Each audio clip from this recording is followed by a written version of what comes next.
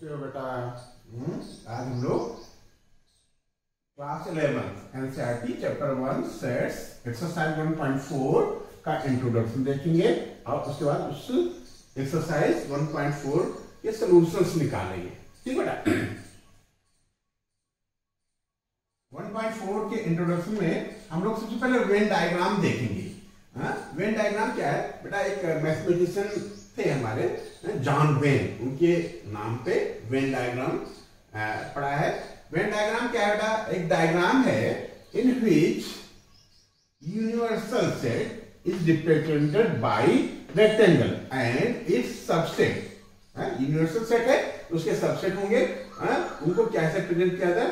Universal and its subsets are represented by closed curve, usually circle. ज्यादातर जो subset होते हैं उनको सर्कल से रिप्रेजेंट करते हैं, कभी कभी हम क्लोज कर्व से भी रिप्रेजेंट कर सकते हैं। ठीक है बेटा? तो सुना ना कि वेन डायग्राम क्या है?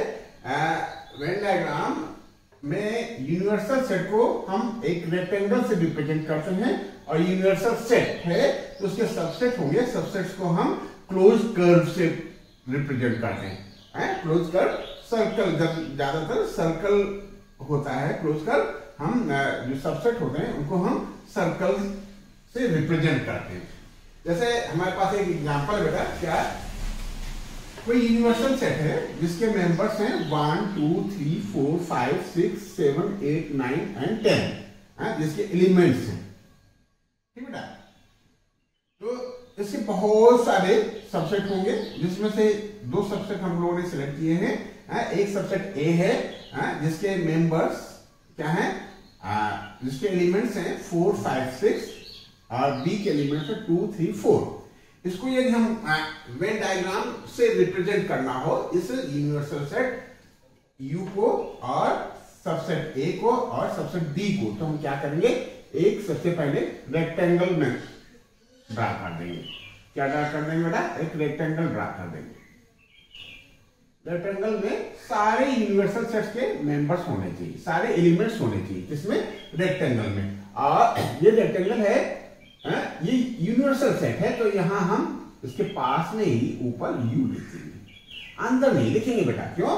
अंदर लिख लेंगे तो यूनिवर्सल सेट का यू एक मेंबर हो जाएगा। अंदर जो भी चीज लिखी जाएंगी उनके एलिमेंट्स, उनके मेंबर्स के नाम लिखे जाएंगे बेटा। सेट के एलिमेंट्स के नाम लिखे जाएंगे।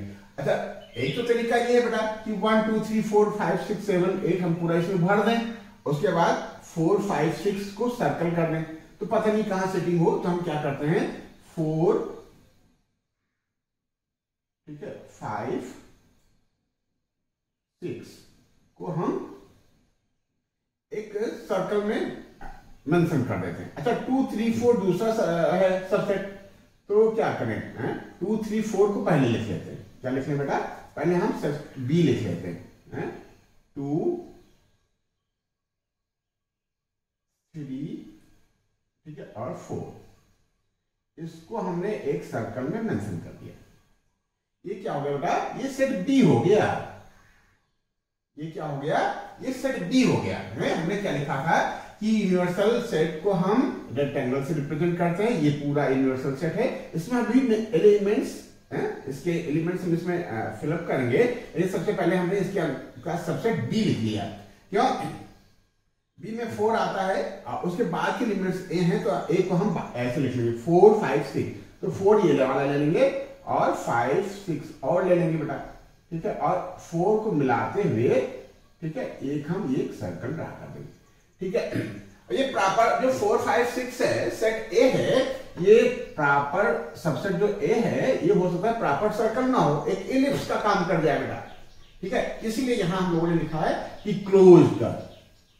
कभी कभी सिचुएशन ऐसी बन सकती है बेटा कि जो ये सेट है इन दोनों सबसेट में से कोई सेट ऐसा हो सकता है जिसको हमें एक क्लोज कर्व लाइक एलिप्स से बनाना पड़े। ठीक है? समझ में आ गया ना ये? तो हमारे 2 3 4 5 6 ये दो सेट हो गए। और पहले सेट का मेंबर है 4 5 6 4 5 6 और दूसरे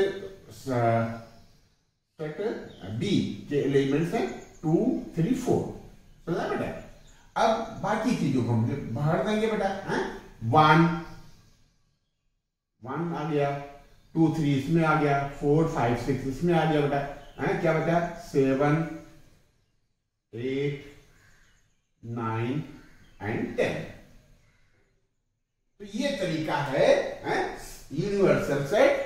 और उसके सबसेट्स को इस तरीके से हम प्रेजेंट करते हैं, तो इस प्रेजेंटेशन को, इस तरीके को, इस प्रोसेस को हम वेन डायग्राम बोलते हैं, या इस डायग्राम को हम वेन डायग्राम बोलते हैं। वेन डायग्राम में क्या है? यूनिवर्सल सेट को हम रेक्टेंगल से रिप्रेजेंट करते हैं, और उनके जो सबसेट हैं उनको हम सर्कल से रिप्रेजेंट करते हैं। कभी कभी सर्कल क्लोज कर्व हो सकता है, ये एलिप्स का भी शेप ले सकता है। ठीक बेटा? तो इस तरीके से ये वेन डायग्राम हो गया। वेन डायग्राम आप नोट कर लो, उसके बाद हम इसकी आगे की चीजें आपको इंट्रोड्यूस कराते हैं। तो नोट कर लो इतना।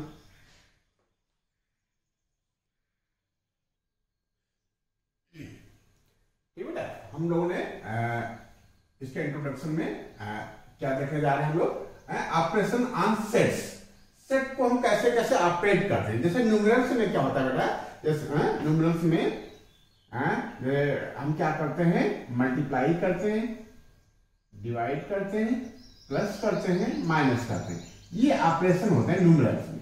ठीक है? सिमिलरली बेटा जो सेट्स हैं, सेट्स में जनरली 3 टाइप्स के ऑपरेशन हैं। यूनियन ऑफ सेट्स, 2 यूनियन है, 2 सेट्स हैं या 3 सेट्स हैं, उनका यूनियन कैसे करते हैं, उनको एक साथ कैसे लिखते हैं, ये फर्स्ट ऑपरेशन है। Second operation intersection of sets, उनमें इंटरसेक्टिंग एलिमेंट्स कैसे हम निकालें हैं।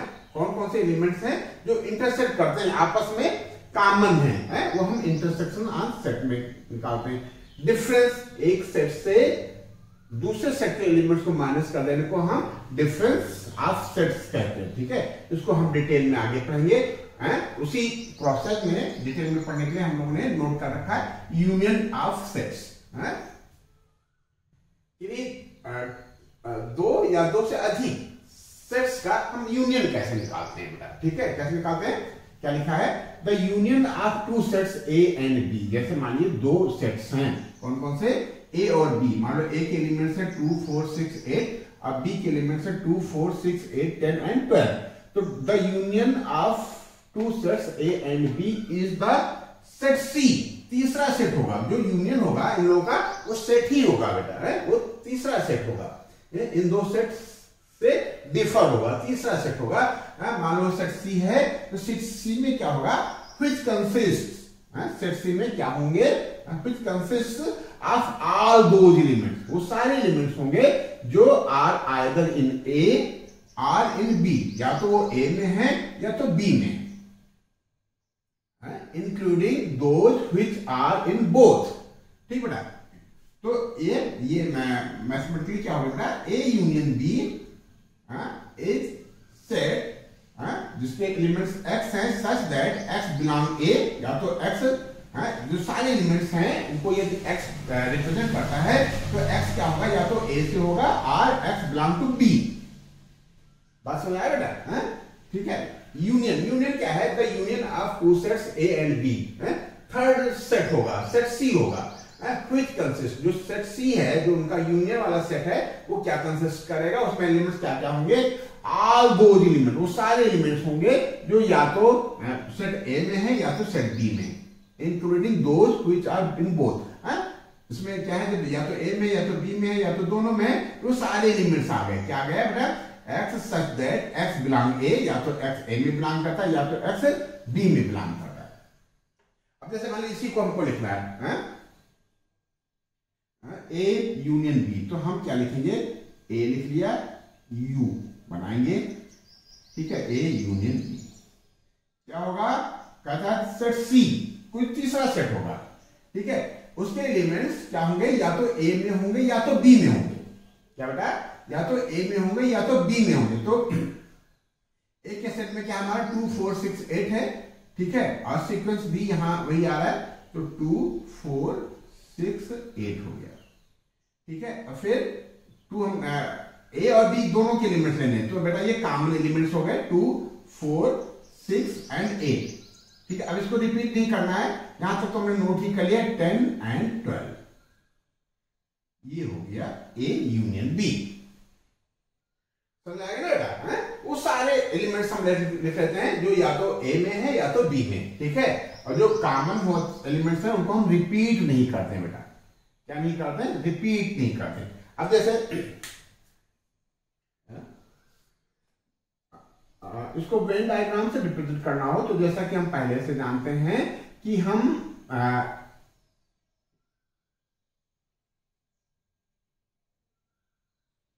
यूनिवर्सल सेट को यू से प्रेजेंट करते हैं।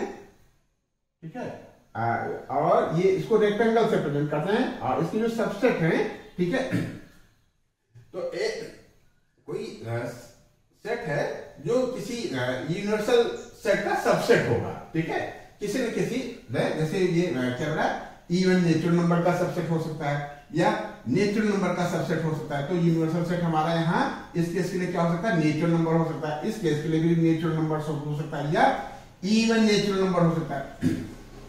तो ये बेटा किसी न किसी के सबसेट हैं ए और बी। ठीक है, तो हम इसको एक यू से प्रेजेंट कर देंगे रेक्टेंगल में, और 2, 4, 6, 8 को हम एक सर्कल में ड्रा कर देंगे। ठीक है, क्या लिखना है बेटा? 2, 4, 6 एंड 8, ये है ना मेंबर्स। ठीक है, और क्या बेटा? 2, 4, 6, 8 तो है ये, और 10 और 12 भी है बेटा। क्या है? 10 और 12, तो ये इसके अंदर ही पड़ जाएगा 10 और 12। हाँ, ये सेट क्या हो गया? ए हो गया, ए था ना बेटा, ये हो गया बी। समझ आया ना बेटा? तो ये जो ए यूनियन बी है, ए और यूनियन बी को यदि हम निकालते हैं तो ये पोर्शन जो है हमारा वो ए यूनियन बी कहलाएगा। क्या कहलाएगा बेटा? A union B. अच्छा, इस केस में हम देख रहे हैं बेटा, ए क्या है? बी का सबसेट है। बात समझो बेटा, ए क्या है? बी का सबसेट है। ए इज सबसेट ऑफ बी। क्यों? ए के सारी एलिमेंट्स बी में है, तो क्या हो गया? ए सबसेट हो गया बी का। तो जब कोई ऐसी सिचुएशन आए कि ए सबसेट हो बी का, देन देयरफॉर तब क्या हो जाता है? ए यूनियन जो बी है वो क्या हो जाता है बेटा? बी हो जाता है। अब इसको ऐसे देखो, if A subset B then A union B equal to B. ठीक है, इसको आप मेमोराइज कर लो। क्या?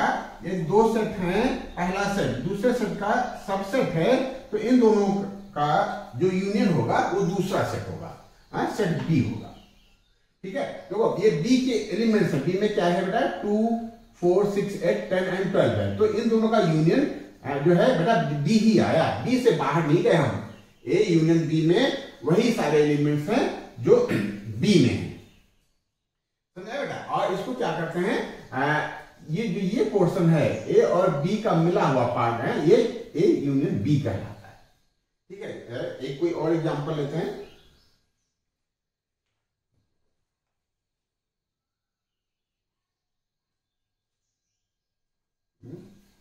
ठीक है, ये समझ आ गया ना? इसको रफ करते हैं, ये क्लियर हो गया ना? क्या हम यहां बताना चाह रहे थे कि ये दो सेट हैं, पहला सेट दूसरे सेट का सबसेट है।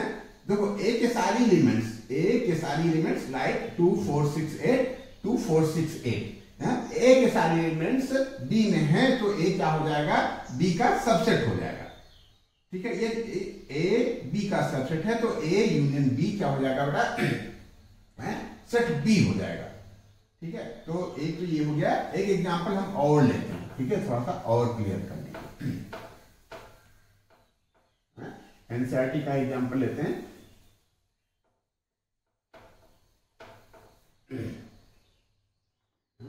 क्या कहता है कि if set A equal to A E I O U, set A क्या होगा,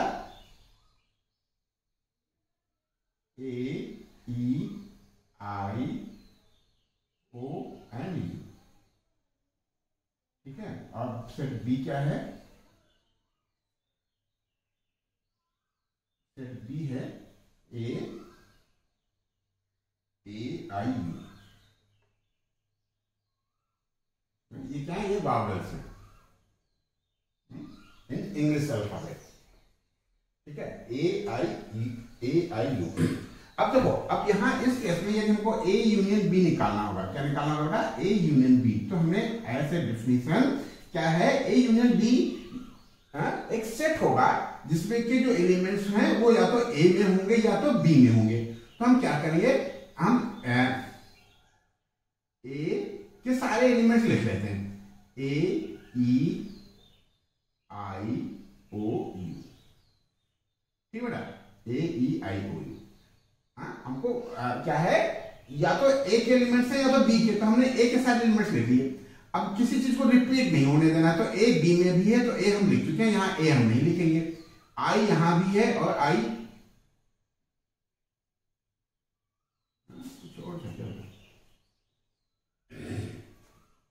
ए आई यू ही था ना, ठीक है, ए ई आई ओ यू, ठीक है। अब यहां भी बेटा क्या है, आई यहां भी है और आई यहां भी है, हमने लिख लिया है आई को, ओ यहां भी है, ओ यहां भी है, यू यहां भी, यू यहां भी। तो ये क्या हो गया, ये भी हो गया, ए यूनियन बी हमारा ए हो गया।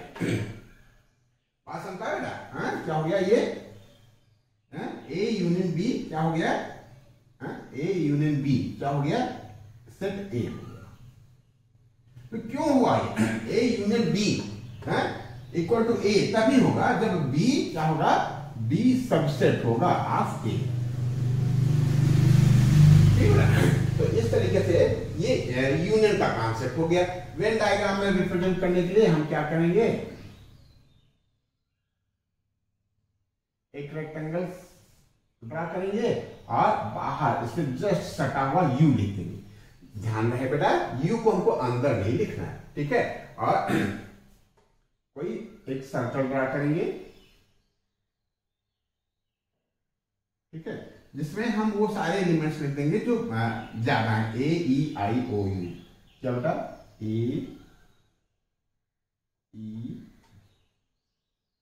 ई आई ओ यू, ठीक बेटा, ये हो गया हमारा क्या हो गया, सेट ए। अब ध्यान रहे, हम ए यहां नहीं लिखेंगे, ए इससे सटा हुआ यहां लिख देंगे। यदि हमने ए यहां लिख दिया तो इसका, इस सेट का, सर्कल वाले सेट का ए एक मेंबर हो जाएगा, ठीक है। बी में क्या है, ए है, तो हम लोगों ने क्या पढ़ा था, क्लोज कर्व हो सकता है, कोई सेट जो है, जो सबसेट है वो कोई क्लोज कर्व हो सकता है। जैसे ये बी इस यूनिवर्सल सेट का सबसेट है, तो इसके मेंबर्स है ए आई यू, तो ए आई, इसको रिप्रेजेंट करने के लिए देखो हमको क्या करना पड़ेगा, हमको ए आई यू क्लोज सर्कल, क्लोज कर्व का इस्तेमाल करना पड़ेगा, ठीक है। अब देखो ये जो सेट है, ये क्या है, ये सेट बी है, ठीक है। जो सेट बी है वो सेट ए का सबसेट है, बी क्या है, ए का सबसेट है, तो इन दोनों का यूनियन बेटा ये हो जाएगा, सेट ए ही हो जाएगा, ठीक है। इन दोनों का यूनियन सेट ए हो जाएगा। तो इस तरीके से यूनियन ऑफ सेट्स हम लोगों ने देख लिए। अब इसकी प्रॉपर्टीज हम देख लेते हैं, और ठीक है, यूनियन ऑफ सेट हम लोगों ने देख रखा है, इसकी प्रॉपर्टीज और देख लेते हैं। अगर नोट कर लो तो फिर हम आगे बढ़ते हैं।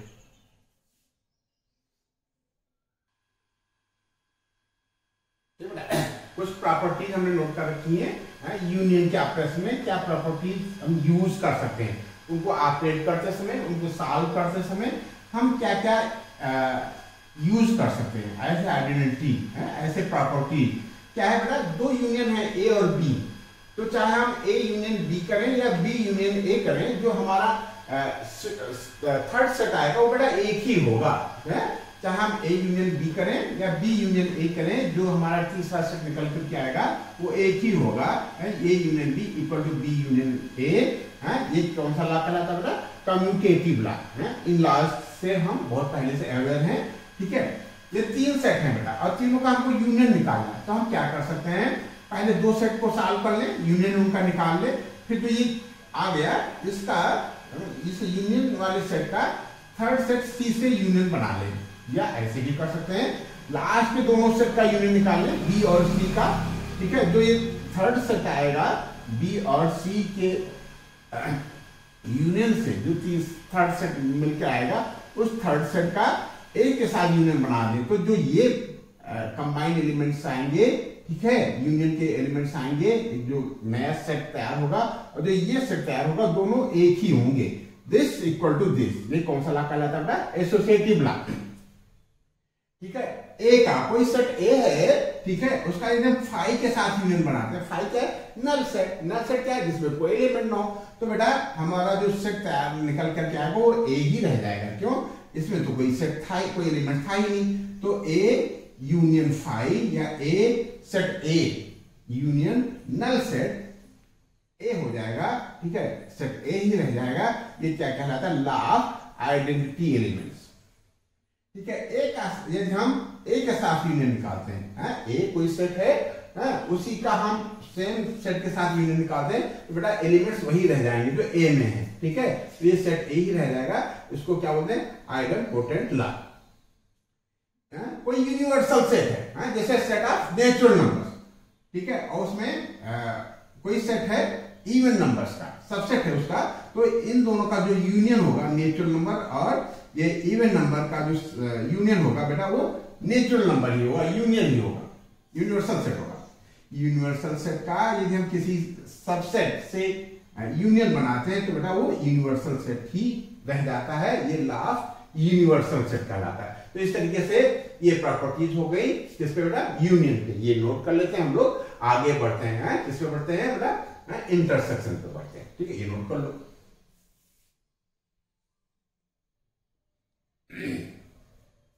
ठीक बेटा, हम लोग सेकेंड ऑपरेशन पे हैं। सेट्स का सेकेंड ऑपरेशन क्या है? Intersection of set. पहला ऑपरेशन क्या था? Union of set. दो या दो से अधिक सेट्स का हम यूनियन कैसे निकालते हैं हमने इससे पहले सीखा, अब हम सीखने जा रहे हैं कि दो या दो से अधिक सेट्स का इंटरसेक्शन कैसे निकालते हैं। क्या नोट कर रखा हमने नोट कर रखा है आपका समय बचाने के लिए, इसका डिफिनेशन ये है क्या? The intersection of two sets A and B is the set. एक तीसरा सेट होगा, इंटरसेक्शन क्या होगा? टू सेट्स का एक सेट ही होगा बेटा, वो सेट कैसा होगा? जिसके ऑल दोज एलिमेंट्स, उसके सारे एलिमेंट्स क्या होंगे? Which belong to B to both A and B, जो दोनों में हो। ध्यान देना बेटा, हमने यूनियन में क्या सीखा था? आइदर ए और बी, या तो ए में है या तो बी में है या तो दोनों में, ठीक है। और इसमें क्या है बेटा? दोनों में होना चाहिए। अच्छा, इंटरसेक्शन को हम कैसे मेंशन करते हैं? ये यूनियन का सिंबल हो गया बेटा,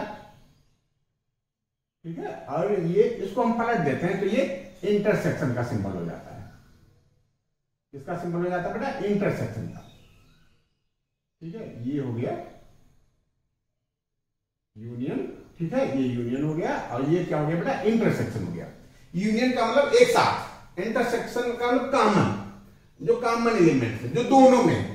हमने क्या लिखा? ए इंटरसेक्शन बी क्या होगा? एक सेट होगा जिसके एलिमेंट्स एक्स से रिप्रेजेंट करते हैं, तो एक्स क्या होगा? Elements x belong A, x A से बिलोंग करता है, and also x belongs B, ठीक है। एक्स क्या है? बी से भी बिलोंग करता है। और यूनियन में हमने क्या पढ़ा था बेटा? कि ए यूनियन बी एक सेट है जिसके एलिमेंट्स एक्स ऐसे हैं such that x belong A or x belong B, or x belong B, या तो वो क्या बेटा ए में है या तो बी में, ठीक है। हम सारे एलिमेंट्स लिखना है जो ए में है या बी में, इसमें केवल उन्हीं एलिमेंट्स को मेंशन करना है जो दोनों में x बिलोंग ए एंड, ध्यान देना बेटा एंड और आर में ये है कि हमको सारे लिखने हैं, यूनियन में ए वाले भी एलिमेंट्स लिखने हैं और बी वाले भी एलिमेंट्स लिखने हैं और इंटरसेक्शन में केवल वही लिखना है जो दोनों में है, x belong A and x belong B. जैसे एक एग्जांपल हमने नोट कर रखा है, कोई ए सेट है जिसके मेंबर्स हैं, जिसके एलिमेंट्स हैं 1 2 3 4 5 6 7 8 9 एंड 10। दूसरा सेट है जिसके एलिमेंट्स हैं 2 3 5 एंड 7। तो जो ए इंटरसेक्शन बी है, क्या बेटा ए इंटरसेक्शन बी है, वो क्या होगा, वो क्या होगा बेटा, हमने क्या पढ़ा था कि x belong A and x belong B, हमको वही एलिमेंट्स लिखने हैं जो दोनों में है, इंटरसेक्ट करें।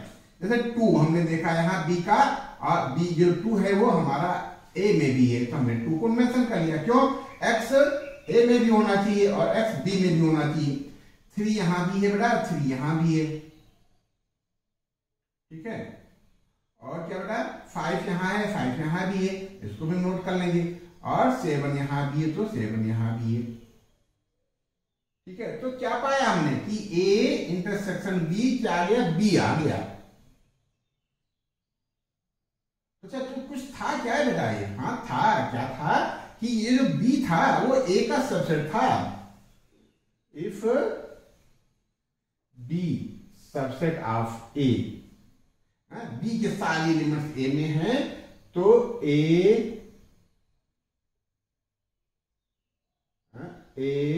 इंटरसेक्शन, क्या बेटा ये हमने यूनियन लिख दिया था ना, A intersection B equal to B, ठीक है।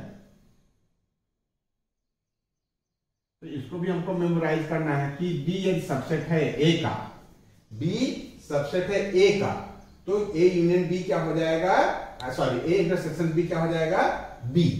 अच्छा एक चीज और, यदि हम यहाँ यूनियन लिखना चाहें बेटा, क्यों दिख रहा है ना बेटा, यहां लिख दें,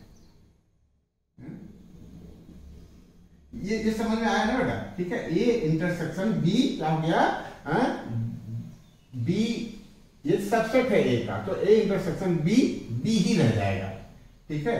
और यदि हम इसी को यूनियन लिखना चाहेंगे, ये हो गया ना बेटा, रख कर दे, इसको यदि हम यूनियन लिखना चाहें तो ये क्या हो जाएगा, ए यूनियन बी। हमने क्या कहा था कि सारे एलिमेंट या तो ए में हो या तो बी में हो, हमने 1 पकड़ा, 1 ए में है बी में नहीं, कोई फर्क नहीं पड़ा, 1 लिख लिया। 2 दोनों में है, रिपीट नहीं करेंगे। 3 दोनों में है, रिपीट नहीं करेंगे। 4 ए में है, हमको लिखना पड़ेगा। 5 दोनों में है, रिपीट नहीं करेंगे। 6 ए में है, हमको लिखना पड़ेगा। 7 दोनों में है, रिपीट नहीं करेंगे हम, ठीक है। 8 ए में है, 9 ए में है और 10 भी ए में। तो ए यूनियन बी क्या आ गया, ए यूनियन बी ए आ गया, ए यूनियन बी क्या आ गया, ए। तो ए क्या है, बी सबसेट है ए का, बी सबसेट है ए का, तो बी क्या था बेटा, इसका सबसेट था, तो ए यूनियन बी ए आ जाता है। एंड इसी केस में एंड क्या बेटा, A union B equal to A, ठीक है। इसको आप इस तरीके से मेमोराइज कर सकते बेटा, ठीक है। क्या कि यदि बी क्या बेटा, बी ये सबसेट है ए का, बी ये सबसेट है ए का, तो ए इंटरसेक्शन बी बी ही आएगा और ए यूनियन बी ए हो जाएगा, ठीक है। ये चीजें हैं, ये चीज मेमोराइज कर लो, ठीक है। अच्छा वेन डायग्राम से हम कैसे रिप्रेजेंट करते हैं हम अभी बताते हैं बेटा, इसको नोट कर लो, नोट कर लिया ना, ठीक है। इसको रफ करते हैं, ठीक है, रफ करें बेटा। ए यूनियन बी को कैसे रिप्रेजेंट करते हैं,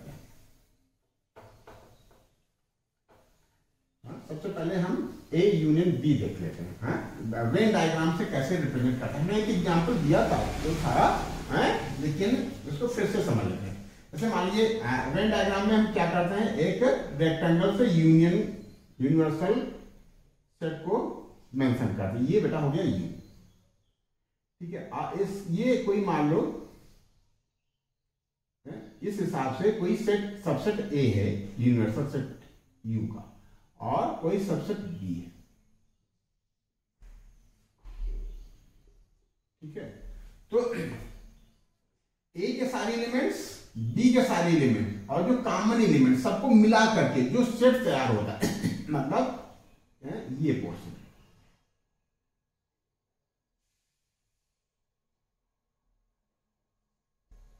ये पूरा ये शेडेड रीजन जो है वो क्या कहलाएगा बेटा, ये ए यूनियन बी कहलाएगा,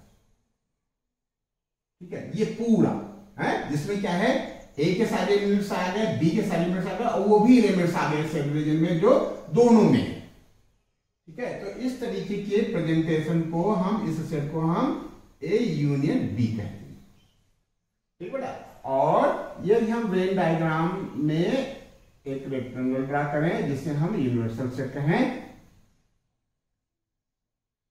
ठीक है, और इसके अंदर कोई सेट ए है और सेट बी है, तो ये पोर्शन जो है, जो सेट ए में भी है बेटा और सेट बी में भी, जो इस पोर्शन, ये पोर्शन है, इसमें जो एलिमेंट्स मेंशन होंगे वो दोनों में होंगे, और यही हमारा क्या कहलाएगा, ए इंटरसेक्शन बी कहलाएगा, ठीक है। तो इस तरीके से हमने वेन डायग्राम से यूनियन भी देख लिया और क्या देख लिया बेटा, इंटरसेक्शन भी देख लिया, और इसके ऑपरेशन भी हम देख लेते हैं कि इंटरसेक्शन के ऑपरेशंस में क्या क्या हम यूज कर सकते हैं, क्या क्या हम अप्लाई कर सकते हैं, ये नोट कर लो बेटा। हम आगे बढ़ते हैं बेटा।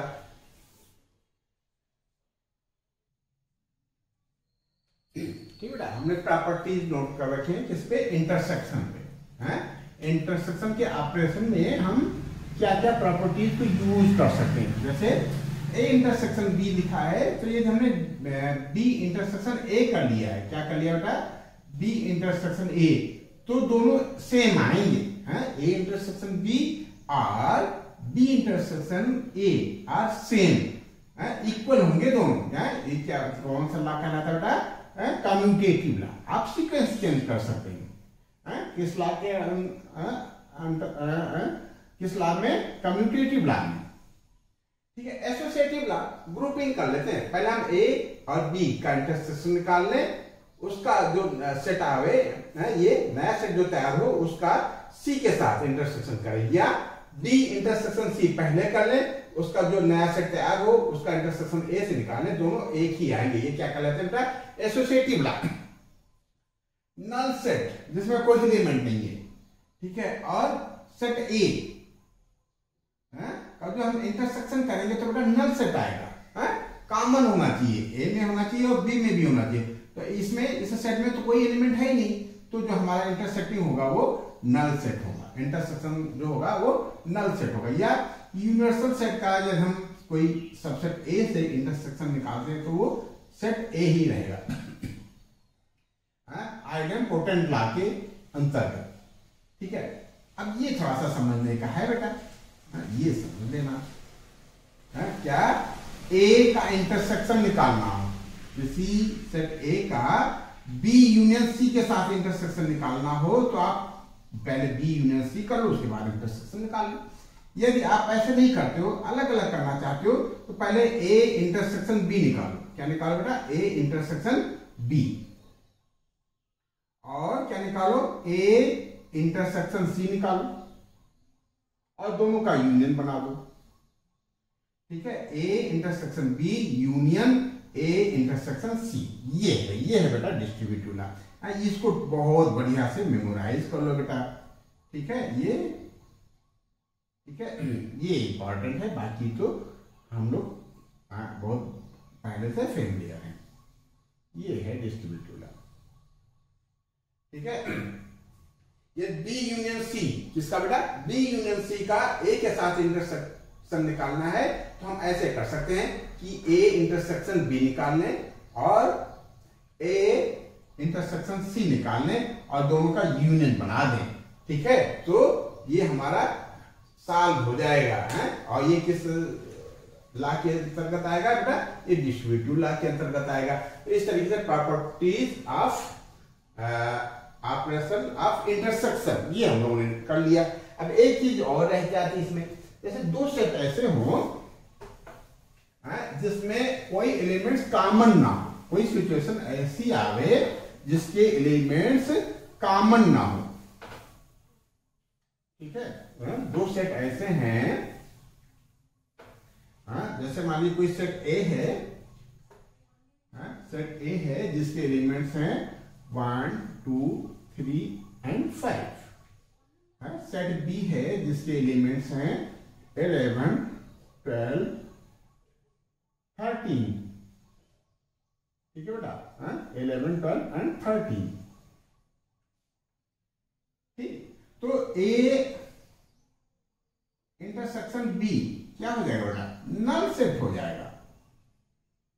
क्या हो जाएगा, नल सेट। कोई सेट कोई एलिमेंट कॉमन है ही नहीं बेटा, या हम इसको ऐसे भी रिप्रेजेंट कर सकते हैं, ठीक है।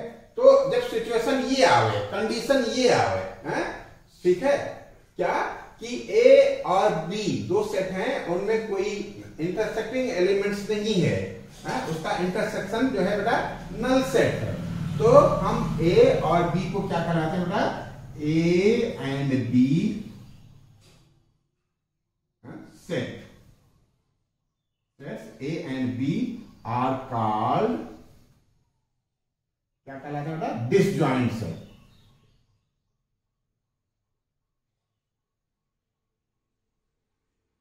ठीक है, तो ये हो गया है, हम लोगों ने क्या क्या पढ़ लिया, हमने यूनियन देख लिया, इंटरसेक्शन देख लिया और डिसजॉइंट सेट भी देख लिया। क्या ए और बी में कोई एलिमेंट्स कॉमन नहीं है, तो ये क्या कहलाते हैं, डिसजॉइंट सेट कहलाते हैं। ठीक है, बस एक चीज और रह गई है, ये नोट कर लो, हम उसको भी नोट कर देते हैं, ठीक है ना, ये नोट कर लो।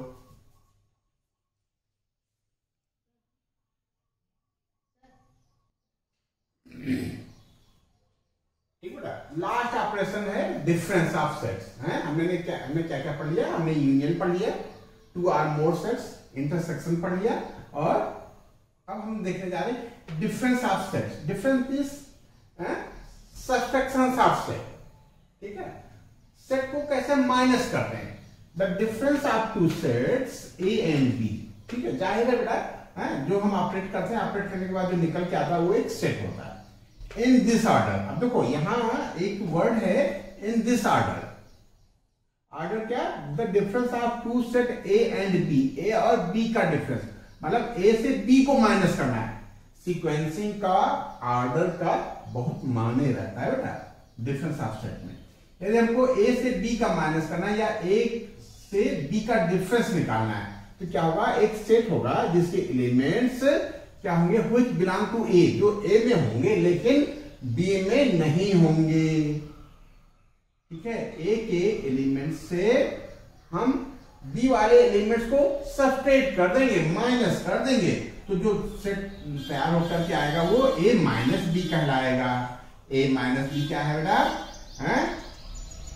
वो एलिमेंट्स, एक सेट है इसमें एक्स एलिमेंट्स हैं, जो एक्स सारे एलिमेंट्स को रिप्रेजेंट करता है। एक्स क्या है, ए में तो बिलोंग करता है, एक्स ए में तो है बेटा, but not belong to B, B में नहीं है। ठीक है, अब ध्यान रखना है बेटा, क्या ए माइनस बी यदि हम कर रहे हैं, ए माइनस बी कर रहे हैं, तो क्या है,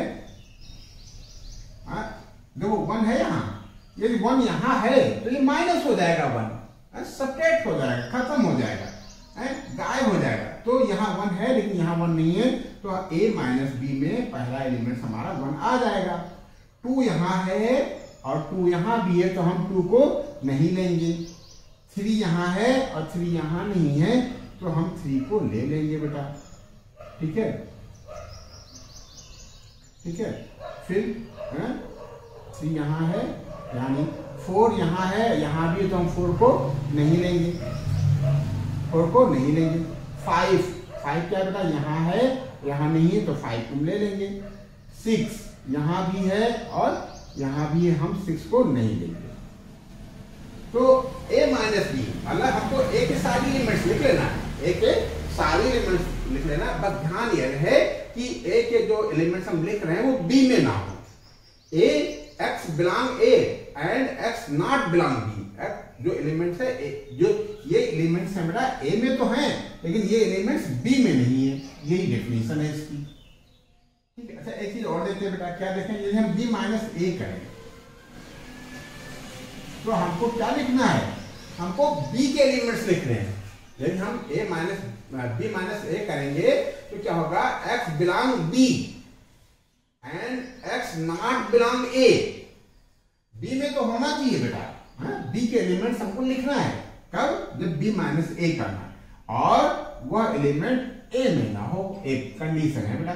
तो 2 यहां है, 2 यहां भी है बेटा, हम इसको नहीं लिख पाएंगे। 4 यहां है, 4 यहां भी है, इसको भी हम नहीं लिख पाएंगे। 6 यहां है, 6 यहां भी, इसको हम नहीं लिख पाएंगे। 8 यहां है, 8 यहां नहीं है, तो 8 को हम लिख लेंगे। तो देखो क्या निकल के आया, a माइनस बी में एलिमेंट्स है 1, 3 एंड 5। अब b माइनस a में केवल एक का एलिमेंट्स है, ठीक है, वो क्या है 8। तो क्या निकल के आता है, a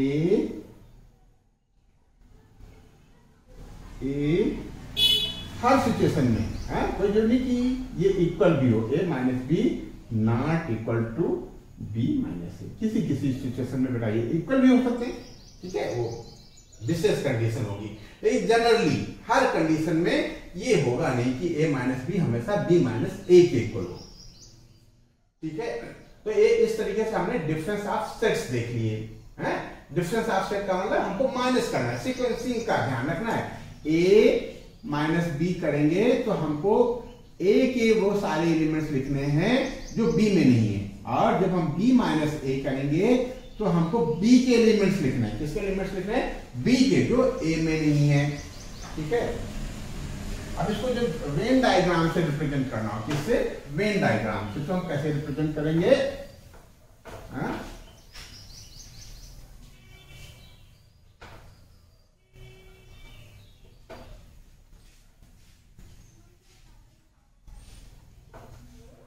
कैसे रिप्रेजेंट करेंगे, एक यूनिवर्सल सेट जैसा हम सब में करते हैं, एक रेक्टेंगल ड्रा कर लिया, ठीक है, ये यूनिवर्सल सेट हो गया। जैसे मान लीजिए कोई सिचुएशन ऐसी है कि सेट ए इस तरीके से बनता है और सेट बी इस तरीके से बनता है, तो ये पोर्शन क्या, ये सेट ए है ना बेटा, ये सेट बी है। तो सेट ए में से वो एलिमेंट्स गायब कर देना जो बी में हो, इस पोर्शन को माइनस कर देना। तो जो ये पोर्शन आएगा बेटा, कौन सा, ये पोर्शन सेट ए के वो सारे एलिमेंट्स लिख लेने हैं जो बी में ना हो। ये पोर्शन क्या कहलाएगा बेटा, ए माइनस। ठीक है, सिचुएशन ये बी माइनस ए करना हो, क्या करना बेटा, बी माइनस ए।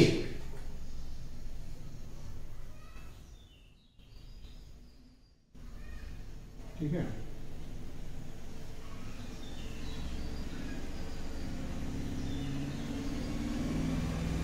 ये बी है, ये ए है, ये बी है। ठीक है, जैसे हमको बी माइनस ए करना है तो बी के वो सारे एलिमेंट्स लेने हैं बेटा, क्या लेना है, बी के वो सारे एलिमेंट्स लेने हैं जो ए में नहीं है, मतलब ये वाला पोर्शन। ठीक है, ये वाला पोर्शन हमारा क्या कहलाएगा, ये वाला पोर्शन कहलाएगा बी माइनस ए। तो वो अलग अलग है बेटा, ए माइनस बी, देखो ये चीज हो गई, अब बी माइनस ए ये आ गया। इसका मतलब ए माइनस बी कोई जरूरी नहीं है कि बी दोनों इक्वल हो। तो इस तरीके से बेटा हमने इंट्रोडक्शन देख लिया 1.4 का। 1.4 में हमने क्या देखा, वेन डायग्राम देखा। वेन डायग्राम के साथ साथ हमने सेट्स में कैसे कैसे हम ऑपरेट करेंगे, क्या क्या ऑपरेशन हो सकते हैं। ऑपरेशन में हमने यूनियन देखा, इंटरसेक्शन देखा और डिफरेंस देखा। ठीक है, और एक चीज हमने और सीखी, डिसजॉइंट सेट। वो दो सेट डिसजॉइंट सेट कहलाएंगे जिनमें कोई एलिमेंट कॉमन ना हो। तो एक्सरसाइज 1.4 के लिए बेटा हम लोग तैयार हो गए, ये नोट कर लो। इस सेशन में हम लोग इतना ही करते हैं। इसके जस्ट नेक्स्ट सेशन में हम लोग क्या करेंगे, एक्सरसाइज को सॉल्व करेंगे। ठीक है बेटा, ये नोट कर लो। आज के लिए बस इतना ही। आपने इतने प्यार से देखा, समझा, किया, इसलिए आपको बहुत बहुत धन्यवाद बेटा। ठीक है, बस आज के लिए इतना ही।